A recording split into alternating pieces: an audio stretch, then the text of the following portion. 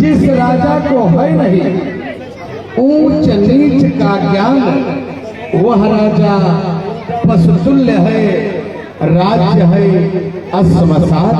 क्यों नहीं महाराज? जिस राजा के पास ऊंच और नीच का ज्ञान न हो, उस राजा को पशु समझो और उसके राज्य को अश्मशान घाट के बराबर समझो। धन्य हो महाराज। बोलिए चक्रवर्ती नरेश महाराज दशरथ की जय। सुमंत, हाँ महाराज। इतना ही नहीं, राजाओं में 14 दोष पाए जाते हैं। हे महाराज, हाँ, वह जो 14 दोष है हम मंत्रियों को अवगत कराए प्रभु, अवगत कराए। या बेटे साहब अवश्य। हल्का बेस कम करो इसका। राजा ही नहीं, हर एक मानव प्राणी के पास ये 14 दोष पाए जाते हैं। इन 14 दोषों से हमेशा बचते रहना चाहिए। क्यों नहीं महाराज? जिसमें पहला दोष है अभिमान। अवश्य महाराज। अभिमान कभी नहीं करना चाहिए प्राणी को। किसी को राज्य का मद होता है, किसी को शरीर का मद होता है। सब कोई अपने अपने मद में भूले हैं, इसलिए अभिमान नहीं करना चाहिए। क्यों नहीं महाराज? दूसरा, झूठ। झूठ नहीं बोलना चाहिए। जहाँ जीवन मरण का सवाल आ जाए कि आपके झूठ बोलने से उसका प्राण बच सकता है, ऐसे जगहों पर झूठ बोला जाता है। हमेशा झूठ नहीं बोलना चाहिए। तीसरा, आलस्य। अच्छे कार्य को करने के लिए आलस्य नहीं करना चाहिए। चौथा, क्रोध। क्रोध नहीं करना चाहिए, क्योंकि कहा गया है नास्ति लोभ समोव्याधि नास्ति क्रोध समो रोग। लोभ के बराबर कोई रोग नहीं है और क्रोध के बराबर कोई शत्रु नहीं है। बोलिए चक्रवर्ती नरेश महाराज दशरथ की जय। पांचवा, अज्ञानी। इंसान को ज्ञानवान होना चाहिए, अज्ञानी नहीं रहना चाहिए। छठवा, अनिति पूर्वक कार्य नहीं करना चाहिए। सतवा, नास्तिक ना हो। और आठवां, इंद्रियों को अपने बस में रखकर सुख का विचार करना चाहिए। नौवां, मूर्खों जैसा विचार नहीं करना चाहिए। और हठ पूर्वक कार्य, ये 10वां दोष है। हठ पूर्वक कार्य नहीं करना चाहिए, क्योंकि बाल हठ अच्छा होता है, राज हठ अच्छा नहीं होता है। एक अन्यायी राजा होने के कारण उसकी बेचारी निर्दोष प्रजाओं का बलि चढ़ जाता है। क्यों नहीं? इसलिए राज हठ ठीक नहीं होता है, ये 10वां दोष है। क्यों नहीं महाराज? 11वां दोष, विद्वानों का अपमान नहीं करना चाहिए। विद्वत्तम चंद्रपट्टम च नैव तुल्यं कदाचनम स्वदेशी पुच्छते राजा विद्वान सर्वत्र पुच्छते। इसलिए विद्वान का अपमान कभी नहीं करना चाहिए। क्यों नहीं महाराज? 12वां दोष है, जन्म देने वाली माता का अवहेलना नहीं करना चाहिए। माँ होती है, जिन्होंने हमें और आपको इस संसार को दिखाया, उस माँ का अवहेलना कभी नहीं करना चाहिए। अवश्य महाराज। जिसकी सेवा को माता पिता नहीं स्वीकार करते हैं, उसकी पूजा को भगवान भी नहीं स्वीकार करता है। क्यों नहीं महाराज? इसलिए माँ का अवहेलना नहीं करना चाहिए। 13वां दोष है, मदिरा पान का सेवन। मदिरा पान का सेवन नहीं करना चाहिए। 14वां दोष है, कामी पुरुष जैसा विचार नहीं करना चाहिए, क्योंकि 13वां और 14वां दोष ऐसा है जिसमें धन, धर्म, हो जाता है। क्यों नहीं? एक कुल नहीं, तीन कुल का नाम उठता है। इसलिए मदिरा पान का सेवन करते हुए वेश्या में पुरुष जैसा विचार नहीं रहता। बोलिए महाराज दशरथ की। यदि जो इन दोषों से जो प्राणी बच जाए उसकी जय जयकार इन छोटे छोटे बच्चों की जुबान पे होती है। क्यों नहीं महाराज? हाँ सुमंत। और चिंता दोष तो होगा। हाँ महाराज। हर एक प्राणी चिंता में फंसा रहता है। चिंता और चिंता एक ही जैसा दिखता है।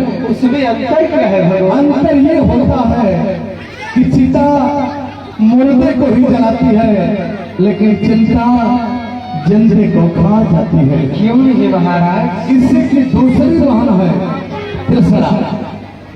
इसमें भी दो भेद होते हैं। वह कौन से भगवान? एक राज्य कृष्णा, एक मृगा कृष्णा। मृगा कृष्णा तो वो है जो मृगा का ही बलिदान लेती है, लेकिन राज कृष्णा राजकोष राजकंकार पूरे राज्य का बलिदान ले लेती है। क्यों नहीं महाराज? उसी प्रकार से जैसे एक चिट्ठी पे तो लाल झंडे हैं, उसी प्रकार से एक राज्य पर तो नेपाल झंडे हैं। क्यों नहीं? जिसकी हार होती है उसकी हार ही हार है, पर जिसकी जीत होती है उसकी भी एक प्रकार से हार ही हार है। क्यों नहीं महाराज? क्योंकि तृष्णा में फंसा हुआ प्राणी कभी पार नहीं पा सकता है। 1 से 10, 10 से 100, 100 हो तो 1000 की इच्छा। इतना करते करते हर एक प्राणी राजा बन जाता है, फिर भी संतोष नहीं होता। यहाँ तक कि आयु का नाश हो जाता है, पर कृष्णा का नाश नहीं होता। कहा गया है जब ये कहुए तो 10 होते, 10 हुए तो 100 की इच्छा है।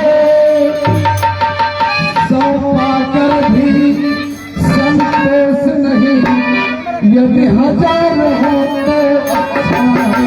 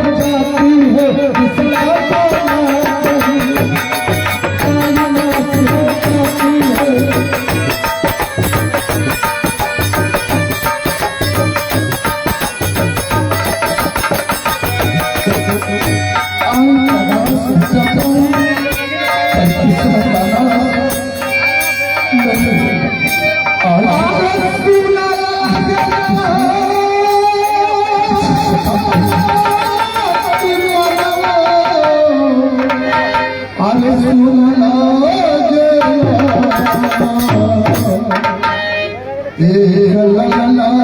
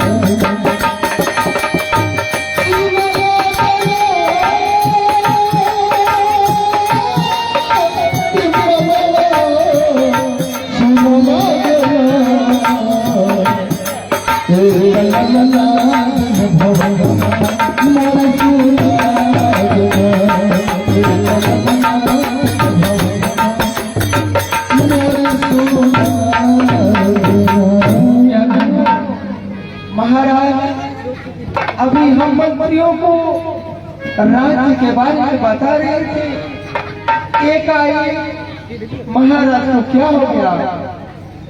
हे महाराज, क्या हम मंत्रियों से कोई भूल हो गई भगवान? आपको एकाएक क्या हुआ भगवान? कृपा करके ना हम मंत्रियों को बताए ना। अगर हम मंत्रियों से कोई भूल हुई हो भगवान तो क्षमा करे दयालु, क्षमा करना। भाई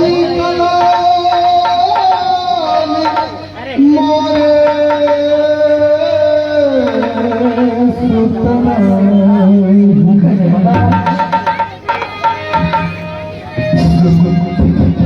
हाँ महाराज, मेरे समझ में नहीं आ रहा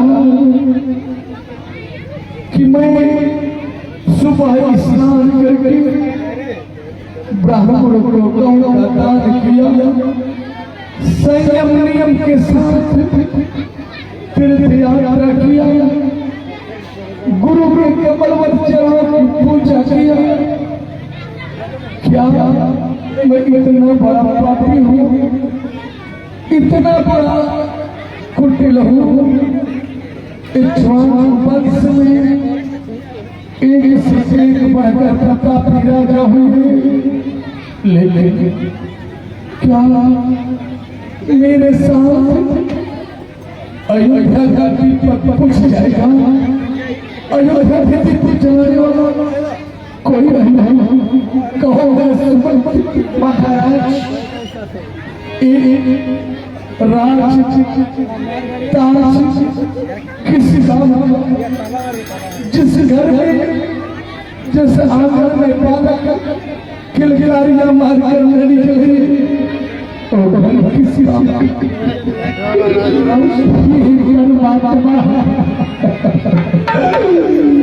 ईश्वर ने सब कुछ दिया,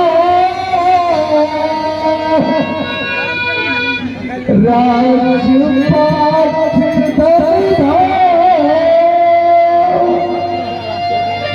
के तुमने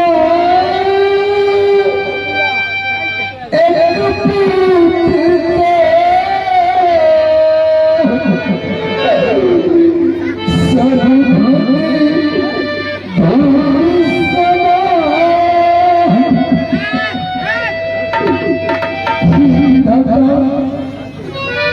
इतना राजपाट दिए, घर में एक पुत्र न हो तो सारा सब मिट्टी के समान कहा गया है। पुत्र से मूर्ख दिशा स्वयं चवा मूर्ख से हृदय सर्वस्व दरिद्रता। जिस प्रकार से मूर्ख का हृदय सूखा और अंधे पुरुष के लिए रास्ता चाहे जितने सुंदर हो, किसी दरिद्र के इंसान जैसे पुत्र ही न होने के कारण हमारी दशा हो गई। और मेरे समझ में नहीं आ रहा कि मेरे बाद अयोध्या दीपक जलाने वाला कोई नहीं रहेगा। कहो महाराज, क्या पूर्वजों को जल देने वाला कोई नहीं रहेगा?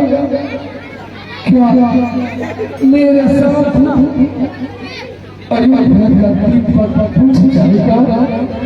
मैं इतना पापी हूँ। हाँ महाराज, कृपा करके जो भी समस्या होती है मुझसे पूछा जाए तुमने सच कहा, इसलिए हाय उपाय कि नहीं सूझे, कहीं विधि मन समझाऊं, बस नायक चली गुरु चरण तिनसे विनय सुनाऊं।